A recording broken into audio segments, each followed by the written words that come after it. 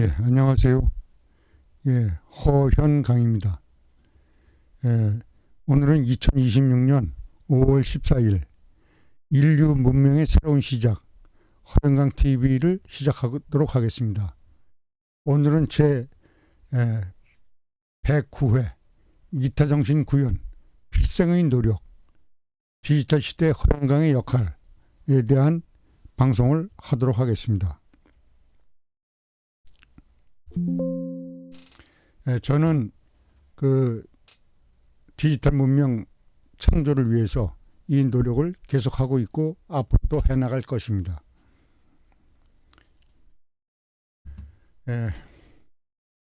6.25 전쟁이 끝나고 저희는 서울 신촌에 살다가 1956년도에 연천이 수복이 되면서 우리가 이사를 오게 됐습니다. 그게 왜 그랬냐면 우리가 이 고려 때부터 살던 데가 여기 장당군 대강면입니다. 근데 이 지역이 6.25 전이나 후나 북한입니다. 여기 그 회색선 보이는 게 요게 이제 군사 분계선이거든요.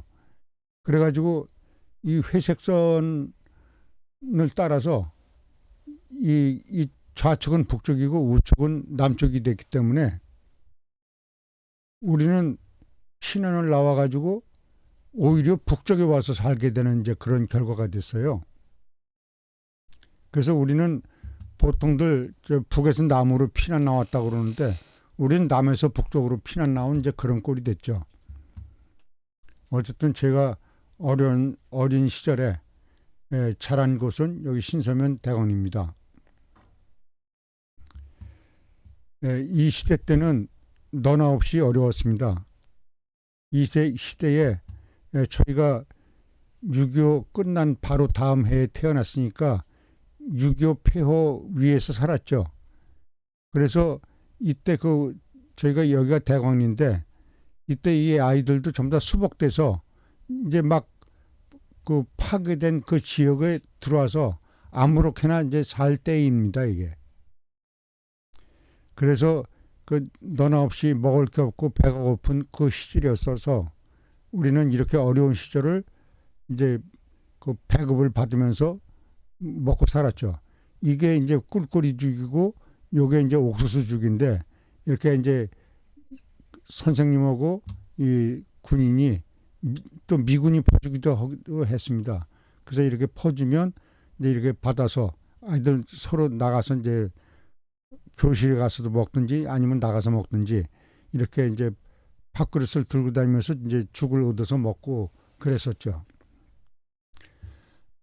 근데 저는 다른 애들보다 좀 나았던 게 뭐냐면 저희 외할머니가 지척에 계셨습니다. 그래서 배고프면 여기를 가면 이렇게 쉰 보리밥도 빨아서 주시고 이렇게 해서 이제 어린 시절에 제가 별로 그렇게 배를 크게 고르지는 않고 할머니 덕에 잘 먹었습니다. 근데 그때 당시 잊혀지지 않는 게 외할머니께서 여기 천장에 이게 매달려 있는 이 바구니에 옛날에는 냉장고가 없으니까 바구니 안에다가 이렇게 보리밥을 이렇게 올려놓습니다. 근데 여름에 더울 때는 이게 쉬워요. 그러면 이게 쉬어서 이렇게 뭐가 안고 그러거든요. 근데 그거를 옛날에는 그것도 다 빨아서 먹었어요. 그래서 그것도 이렇게 맛있게 먹었던 그런 시절이 있었습니다. 그래서 이 시대의 외할머니께서 살펴주셨던 게 지금도 잊혀지지가 않고 항상 고맙게 생각을 합니다. 그리고 그 어린 시절에 저는 항상 자연 속에서 평화를 꿈꾸면서 아름다운 세상을 그려왔습니다. 근데 세상을 살면서 보니까 세상이 그렇게 아름다운 것만도 아니고 비극적인 일도 많고 불평등한 일도 많았습니다. 그래서 저는 어려서부터 꿈꾼 게 항상 이렇게 모두가 자유롭고 평화롭게 사는 그런 세상을 꿈꾸면서 살아왔습니다. 근데 저희 어린 시절은 그렇게 평화롭지가 못했습니다. 저희 그 앞집이 앞산이 우리 집 앞산이 바로 남방한계선입니다. 그러니까 바로 북한하고 접해서 살았거든요. 근데 그 당시에는 지금 그냥 철책선이 쳐져 있어가지고 남한하고 북한하고 왔다 갔다 할 수 없는 그런 처지가 아니라 그냥 휴전선이라고 그러는 게 이 팻말만 붙어 있고 철조망도 없었어요. 그때 당시에는. 그러니까 북한군이 넘어와서 남한군들 죽이고 가고 또 남한군도 북한 가서 죽이고 오고 어렸을 때 자라면서 맨날 이런 소리만 듣고 자랐어요. 그래서 이러한 그 서로 죽고 죽이는 것을 제가 이제 싫어하게 되는 그러한 계기가 이 지역에 살면서 그런 걸 느끼게 됐던 거죠. 그리고 그때 당시 국민학교를 다니면서 그 어렸을 때지만 이제 좀 못마땅했던 것들이 있었어요. 그게 뭐냐면 공부하는 방식이죠. 무조건 외우기만 할 게 아니라 물론 구구단 같은 건 외워야죠. 그러나 좀 그 이치를 가르쳐주는 그런 공부면 좋지 않겠는가 하는 어린 마음에 그런 생각을 한 적도 있었습니다.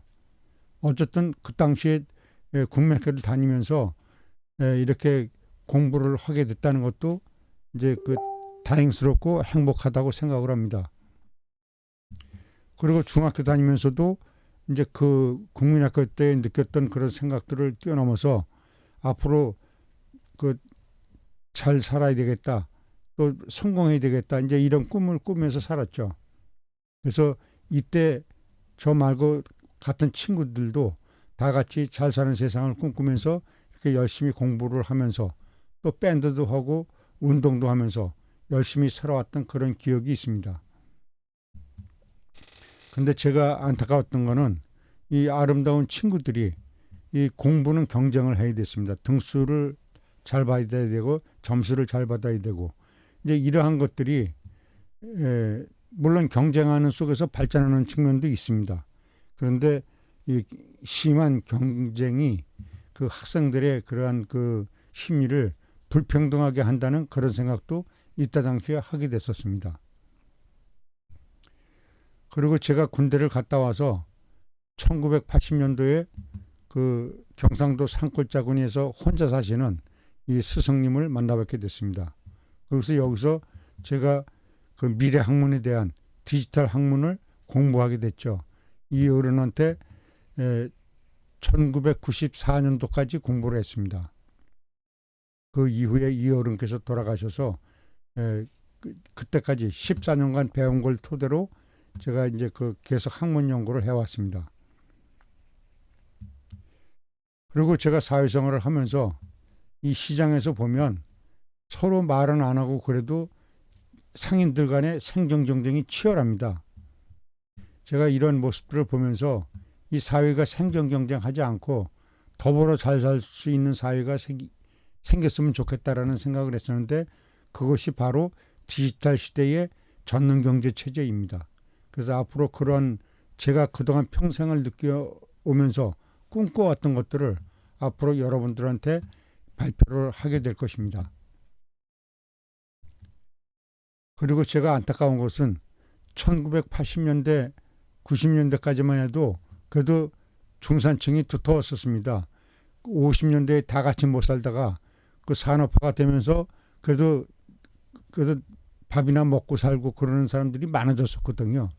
그래서 좋았었는데 이것이 이제 시대가 흐르면서 2000년대 들어서서 2000년대가 지나면서 점점 더 가진 사람은 점점 더 줄어들면서 못 사는 사람이 더 늘어나는 이제 그러한 그러니까 중산층은 줄어들고 이제 그 못 사는 사람이 늘어나는 그러한 비합리적인 그런 사회가 이제 진행이 되고 있는 거죠. 그래서 앞으로 이러한 그 가진 자와 못 가진 자가 이렇게 구분이 되지 않고 너나 없이 다 같이 잘 사는 그런 사회를 만드는 가는 것이 바람직하다고 이렇게 생각을 합니다.